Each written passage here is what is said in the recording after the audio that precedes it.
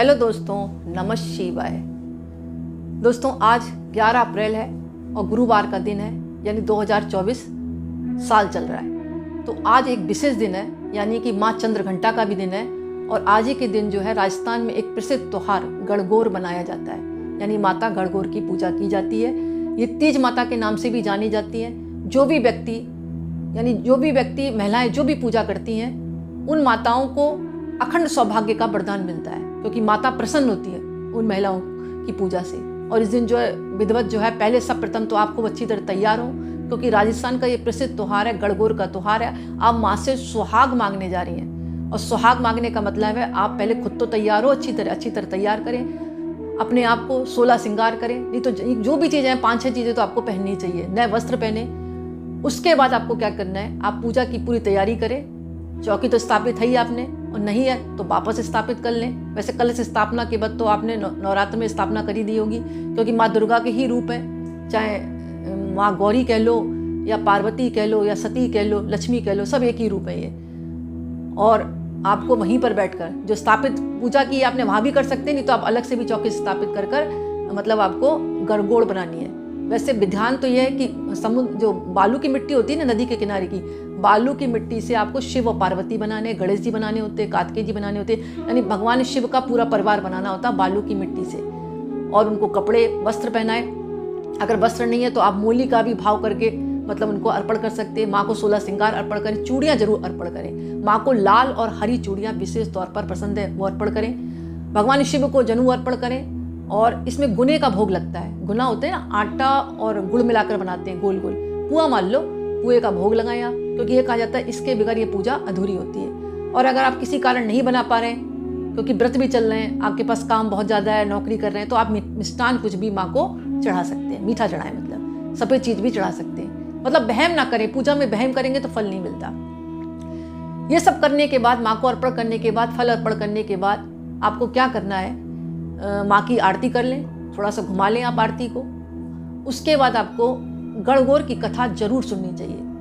दोस्तों एक बात है, अगर आप व्रत रख रहे हैं तो भी सुन सकते हैं, अगर व्रत नहीं भी रख रहे तो अगर इस कथा को सुनते हैं तो मात्र सुनने से ही जो मतलब महिलाएं हैं उनका अखंड सौभाग्य रहता है, और उनकी जो मांग है सदा सिंदूर से भरी रहती है। ये बात मैं नहीं कह रही हूँ, कथा में भगवान शिव ने माँ पार्वती से कहा था ये बात, कि आज के दिन जो भी महिला विधिवत हमारे परिवार की पूजा करके आपसे जो सिंदूर मांगेगी उसका अखंड सौभाग्य रहेगा, और जो इस कथा को सुनेगा उसके जीवन में सुख सौभाग्य और उसको जो है मतलब सब कुछ प्राप्त होगा। तो दोस्तों कथा इस प्रकार है।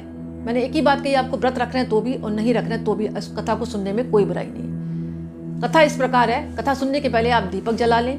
कथा इस प्रकार है कि एक बार पार्वती जी और भगवान शिव और नारद पृथ्वी पर भ्रमण करने के लिए आए।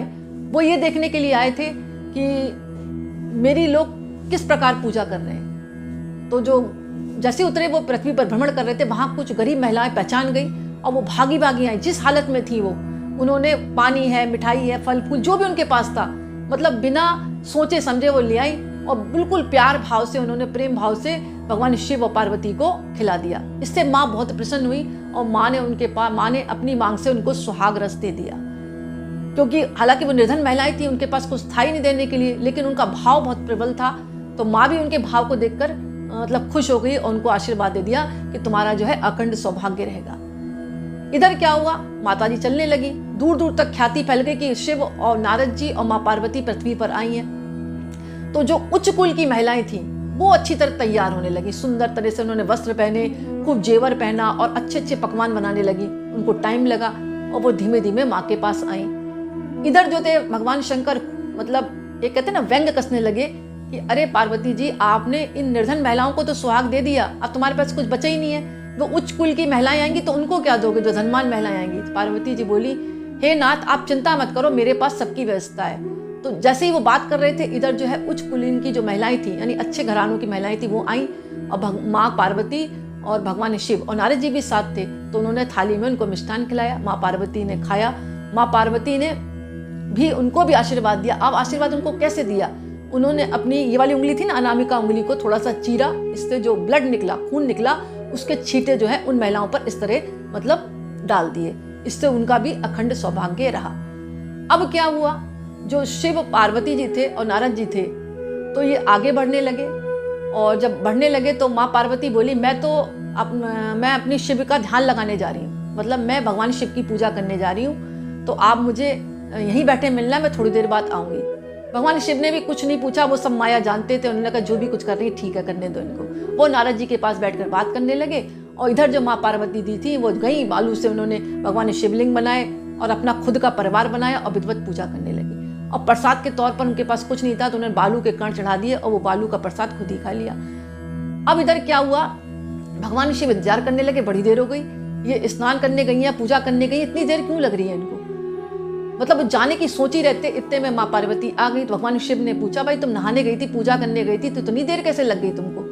तो माँ पार्वती बोली नहीं, मैं शिव भगवान की पूजा करने लगी थी इसलिए मुझे देर लगी। तो भगवान शिव बोले लाओ प्रसाद लाओ। उन्होंने कि महाराज प्रसाद तो मैंने खुद ही खा लिया अकेले। तो भगवान शिव थोड़ी देर तो नाराज हुए, बोले कोई बात नहीं, अब खा लिया तो कोई बात नहीं। तो इधर क्या हुआ, जो पार्वती थी वो जो है फिर वापस चली गई, दोबारा वो चली गई, बोली अभी मैं फिर आती हूँ आपके लिए, चलो आप इतना कह रहे हो मैं प्रसाद लेकर आती हूँ। फिर गई, फिर उनको बहुत देर लग गई। भगवान शिव बोले आज कर क्या रखा है इन्होंने, बार बार जाती है, 1-2 घंटे लगा लेती है। फिर जब बहुत देर बाद आई तब भगवान शिव ने पूछा अब क्या हुआ था, तो प्रसादी लेके नहीं आ रही हूँ बार बार, क्या बात है, पूजा कर रही हूँ, पाठ कर रही हूँ, किनकी पूजा कर रही है? बोली मैं तो भगवान शिव का ध्यान कर रही थी, और मुझे इस बार मैं इसलिए लेट हो गई क्योंकि मेरे मायके वाले मिल गए थे, मेरे भाई और भाभी मिल गए थे। भगवान शिव तो जान रहे थे झूठ बोल रही है, बोले अच्छा भैया भाभी मिल गए थे तो मुझे भी लेके चलो। वो भगवान शिव जान रहे हैं माँ पार्वती झूठ बोल रही है, ये कुछ नहीं, माँ पूजा कर रही थी मेरी, और इन्होंने प्रसाद खुद ही खा लिया अकेले और वापस फिर नहीं लाई। मेरी पूजा तो मैं 2 बार करी आई लेकिन प्रसाद 1 बार भी नहीं लाई। तो भगवान शिव बोले ठीक है मुझे भी भैया भाभी से मिलवाओ। अब माता पार्वती अंदर ही अंदर दुखी होने लगी, अरे मैंने तो झूठ बोला इनसे, वहां तो वहाँ भैया है ना भाभी है। अच्छा भगवान शिव तो अंतर यामी उन्होंने जान लिया, तो उन्होंने अपनी माया से जो एक महल तैयार किया, वहां पर भैया भाभी उनके बना दिए। अब पार्वती रास्ते में चल रही, भगवान शिव रास्ते में चल रहे, लेकिन पार्वती जी खुश नहीं है क्योंकि उनका झूठ का जो है खुलने वाला था, झूठ जो बोला था उन्होंने। जैसे ही माँ पार्वती वहां पहुंची, देखती क्या वहां महल है और भैया भाभी नजर आए, तो माँ पार्वती अंदर अंदर खुश हुई। उन्होंने भगवान शिव को अपने अंदर धन्यवाद दिया कि हे भगवान शिव आपने मेरी लाज रखी। कि भगवान शिव और पार्वती वहीं रुके, उनके भैया भाभी ने खीर पूड़ी सब कुछ खिलाया, सेवा कराई। अब भगवान शंकर जाने का नाम ले, बोले मुझे तो इतनी सेवा हो रही, मैं तो नहीं जाऊंगा। पार्वती जी बोली आप जाए ना जाए मैं तो जा रही हूँ। तो मतलब रुष्ट हो गई, गुस्सा होकर निकल गई। तब भगवान शिव को भी जाना पड़ा, दोनों निकले। इधर क्या थी, जो माया का महल तैयार किया था भगवान शिव ने, वो तो गायब हो चुका था। थोड़ी दूर आगे आए भगवान शिव और पार्वती, तो भगवान शिव बोले अरे मैं तो माला अपनी वहीं छोड़े आया जिससे मैं जाप करता हूँ राम जी का, मैं लेने जा रहा हूँ। नारद जी बोले नहीं नहीं मैं ले आता हूँ, आप यहीं रहें। अब नारद जी वहां गए तो देखते गए ना महल है ना भैया भाभी है। देखते क्या एक पेड़ पर टंगी माला जो चमक रही है। उन्होंने माला को उठाया, बोले हे भगवान आपकी बड़ी विचित्र माया है, मतलब आपने झूठा ही महल तैयार कर दिया, झूठे ही भैया भाभी तैयार कर दिए, आपकी विचित्र माया है। मनी मन सोच रहे नारद जी, और फिर आए भगवान शिव से कहते हैं कि भगवान शिव आपकी माया तो मैं जान गया हूँ, लेकिन मैं माँ के आगे बोलूंगा नहीं। तो भगवान शिव बोले सारी सारों में मेरी माया नहीं है, ये तो पार्वती जी की माया है। नारद जी बोले पार्वती जी की माया हो या आपकी माया हो, ये सब दोनों आप ही की माया है, हम कुछ नहीं कर सकते इसमें। आप जो चाहें वो कर सकते, दिन को रात कर सकते, रात को दिन कर सकते। वो दिन था गणगौर का दिन था, और भगवान शिव ने कहा कि ये जो महिलाएं पूजा करेंगी गणगौर की, उनको मेरा आशीर्वाद है, इस कथा को अगर वो सुनेंगे गणगौर वाले दिन तो उनका अखंड सौभाग्य रहेगा, उसके घर में सुख समृद्धि और बरकत आएगी और संतान सुख प्राप्त होगा। इसके साथ साथ जो भी प्रसाद महिलाएं जो माँ पार्वती और शिव को चढ़ाएंगी वो अकेले खाएंगी, वो प्रसाद पति को नहीं दिया जाएगा, जैसे कि माँ पार्वती ने भगवान शिव को नहीं दिया था। दोस्तों ये कथा आती है और भगवान शिव के मुख से कही गई कथा है, मतलब उन्होंने खुद कहा था कि जो कथाएं सुनेगा आज के दिन उसको अखंड सौभाग्य का आशीर्वाद मिलेगा। तो दोस्तों ये कथा आपको कैसी लगी, आप कमेंट्स में लाइक करें, शेयर करें और नमः शिवाय जरूर लिखें। नवरात्रि चल रही है तो जय माता दी, बहुत बहुत धन्यवाद।